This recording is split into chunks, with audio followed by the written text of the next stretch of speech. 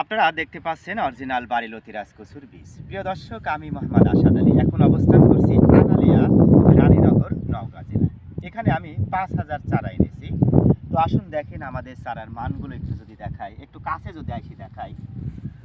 প্রিয় দর্শক, আপনারা দেখতে পাচ্ছেন ভালো বীজ ভালো ফসল। কেবল সুস্থ সবল বীজ থেকে সুস্থ সবল ফসল আশা করা যায়। ভালো বীজের কিছু গুরুত্বপূর্ণ বৈশিষ্ট্য রয়েছে। প্রথম বৈশিষ্ট্য হচ্ছে চারাটা লতি থেকে উৎপাদন করা হবে। দ্বিতীয় বৈশিষ্ট্য হচ্ছে গোড়াটা মোটা হতে হবে। তৃতীয় বৈশিষ্ট্য হচ্ছে চারাগুলো একই সাইজের হবে। চতুর্থ বৈশিষ্ট্য হলো চারা গোড়া কাটা থাকবে না। পঞ্চম বৈশিষ্ট্য হলো চারাগুলো সবুজ মানের হবে। 5টা ভালো বীজের বৈশিষ্ট্য বিশেষ করে বাড়িলতি রাজকচুর চাষের ক্ষেত্রে। প্রিয় দর্শক দেখেন, আমরা চারা নিয়ে এসেছি। কথায় আছে ভালো বীজ ভালো ফসল। তো আমরা এদিকে একজনের সাথে কথা বলবো। আমরা একটু ভিডিওটা কাছে আনার চেষ্টা করি, একদম কাছে আসার চেষ্টা করি। আসসালামু আলাইকুম। ওয়ালাইকুম আসসালাম। কেমন আছেন? আলহামদুলিল্লাহ ভালো। আপনার নামটা কি? আমার নাম মুমিন। মুমিন। এখানে কতগুলো চারা নিয়েছেন? 5000। আপনি তো অনেক ইউটিউব চ্যানেল দেখেছেন নাকি? হ্যাঁ দেখেছি। এই চারাগুলো কোথায় থেকে এসেছে?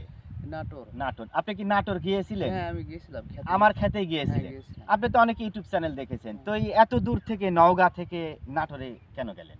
আপনার সাথে ফোনে যোগাযোগ ছাড়াটা একটু পাওয়ার জন্য আমরা গিয়েছিলাম। তো চারা দেখে কি পছন্দ হয়েছে? হ্যাঁ আমাদের আমরা ভিডিওতে যে মানে চারা দেখিয়ে ওই দেখাই, এই চারাগুলোই কি পেয়েছেন? হ্যাঁ কি পাই। আপনার সাথে একটু কথা বলি। আপনারা দুইজন সম্পর্কে ভাই ভাই ওরা বড় ভাই আমি ছোট। ছোট ভাই। এর আগে কি এই লতি রাজকচু চাষ করেছেন? না আমরা এই প্রথম। হ্যাঁ প্রথম। মানে অনেকের মনে কৌতূহলের সৃষ্টি হচ্ছে এটা কিভাবে। প্রিয় দর্শক, পাশে কিন্তু আমরা জমি তৈরি করেছি। দেখেন জমিটা কাদা করা হয়েছে এইটা। তো দেখেন এই বাড়িলতি রাজকচু লাভের পূর্ব শর্ত হচ্ছে ভালো বীজ। বীজ ভালো ফসল ভালো, এটা আপনারা সবসময় মাথায় চিন্তা রাখবেন। দেখেন এত সুন্দর মানের বীজ আপনি কোথাও পাবেন না। সব বীজ আপনাদের এটা যদি আমরা দেখাই, দেখেন এই দেখেন একদম খুব সুন্দর মানের। আমারে বীজের প্রথম ভালো বীজের প্রথম শর্তই হচ্ছে চারাগুলো গোড়া কাটা থাকবে না। আপনি একটা চারারও কিন্তু গোড়া কাটা পাবেন না।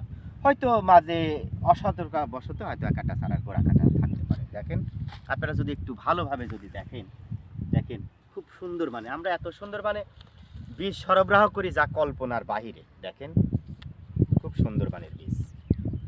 তো যাই হোক, চারা নিয়ে তো কোনো অভিযোগ নেই নাকি? না কোনো অভিযোগ নাই। প্রিয় দর্শক, আমরা কিছুক্ষণ পরে এখন এই জমিতে চারা রোপণ করব। তো অবশ্যই ভিডিওটা দেখবেন। ভালো থাকবেন, সুস্থ থাকবেন।